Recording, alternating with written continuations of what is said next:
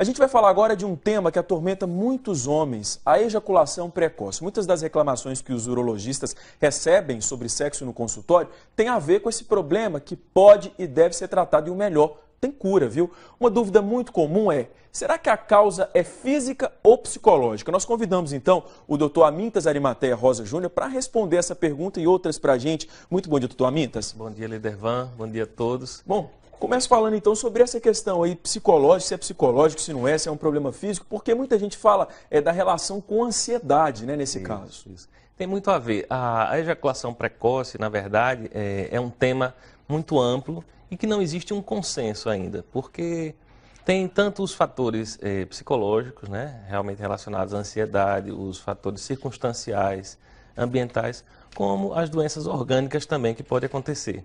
Então, quando a gente vai falar sobre ejaculação precoce, tem que ter esse cuidado de identificar a causa. E hoje existe até uma classificação, já existe há bastante tempo, existe uma segmentação dessa classificação, mas tem os ejaculadores primários e os ejaculadores secundários, seria ejaculação precoce primária e secundária. Normalmente a primária é mais relacionada a um fator próprio do indivíduo, ou seja, desde o início da atividade sexual dele, das primeiras relações, ele já pode apresentar essa disfunção. Já o ejaculador secundário seria mais relacionado a fatores circunstanciais. Ao longo da vida ele vem a desenvolver essa ejaculação precoce. No caso dos adolescentes, que é uma situação, acaba sendo muito comum, tem mais a ver com a questão da ansiedade, porque a gente sabe como o adolescente é ansioso, né? Sim, tem. E, inclusive, uma das coisas que vem sendo estudadas atualmente é a cobrança em se é ejaculador precoce ou não.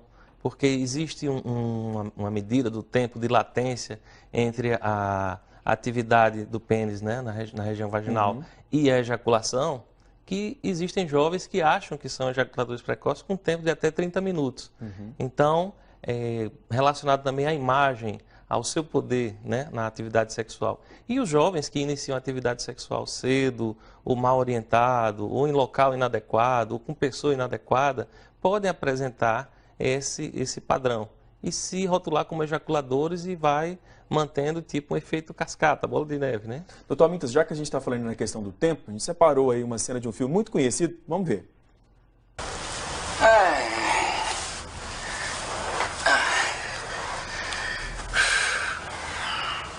Já? Foi meio rápido, né? Mas foi bom. Sabe se ainda tem sorvete na geladeira? Pô, transe inesquecível mesmo, hein? Pra ficar mais gelada, só faltava mesmo um sorvete. Olha, depois não esquece de apagar isso aí, hein? Exterminador. Como vocês descobriram isso? Pô, foi o Horácio da contabilidade que me mandou. Mas depois dele já mandaram mais umas 3 pessoas, né? Ele se espalha rápido demais. Só não é mais rápido que você, Bruno. Pô, desculpa, Bruno, eu não resisti.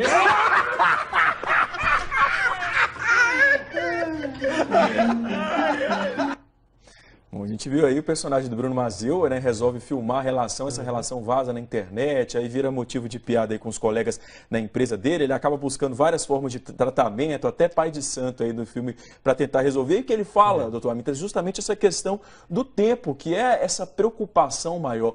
Tem um tempo assim que pode caracterizar a ejaculação precoce ou não? Isso varia? Não, isso varia, por quê?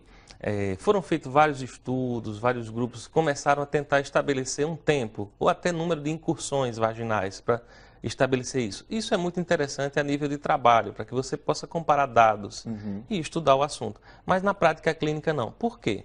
O fator principal da ejaculação precoce é que você consiga ter o controle voluntário da sua ejaculação. Não necessariamente o tempo de 1 minuto, 5 minutos, desde que isso não lhe cause problemas, tanto para você quanto para sua parceira. Existe hoje uma determinação que um tempo de 1 minuto, né, para baixo seria considerado como ejaculador precoce. Mas isso ainda não é um ponto fechado. Porque, por exemplo, pode-se ter uma relação de 1 minuto e a parceira também conseguir se satisfazer. Não seria considerado um ejaculador precoce, né? Uma outra coisa também, doutor Amintas, no caso de medicamentos, do uso de medicamentos, né? Pessoas que acabam tomando aí antidepressivo, então, quando isso é indicado? Certo. O princípio básico da ejaculação precoce é a não capacidade de inibir a ejaculação. Então, os antidepressivos, como eles causam uma inibição na recaptação da serotonina, que é responsável por esse estímulo, eles acabam prolongando esse tempo. Então, existe uma boa indicação de você fazer o uso do antidepressivo para melhorar a ejaculação precoce. Mas isso deve ser muito bem orientado e não feito de maneira isolada. Porque, como eu falei antes, os fatores circunstanciais, um relacionamento ruim, doenças na próstata, como prostatite, doenças dos vasos deferentes, doenças neurológicas, cirurgias prévias, podem ocasionar. Então, se você não vê também esse fator, simplesmente a ingesta do antidepressivo vai aumentar durante o tempo, mas não vai resolver o problema de maneira efetiva ou controlar de uma maneira segura.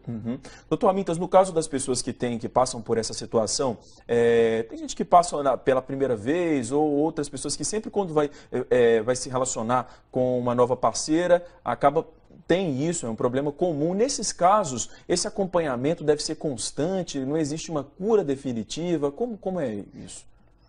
Muito boa pergunta. Na verdade, hoje em dia a gente sempre trabalha mais para que se inicie uma educação sexual, né, mais cedo, adolescentes que procurem o consultório do urologista, ou clínico, ou ginecologista, né, psiquiatra, inclusive para que se oriente essas coisas. Quando detectado cedo, deve-se dar uma atenção merecida. O filme coloca de uma maneira muito divertida, legal, que a gente vê e é bom que chama a atenção.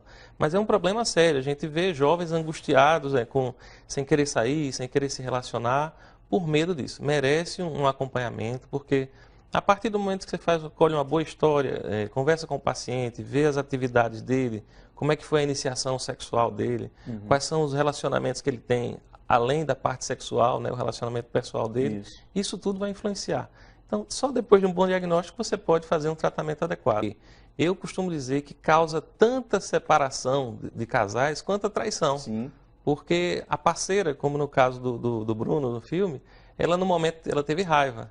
Mas tem outros que são companheiras, inclusive levam os maridos, namorados à consulta e tratam com respeito e atenção. É assim que tem que ser. Muito obrigado pela participação, pelos esclarecimentos. Bom fim de semana para o senhor, viu? Bom dia também. Bom dia.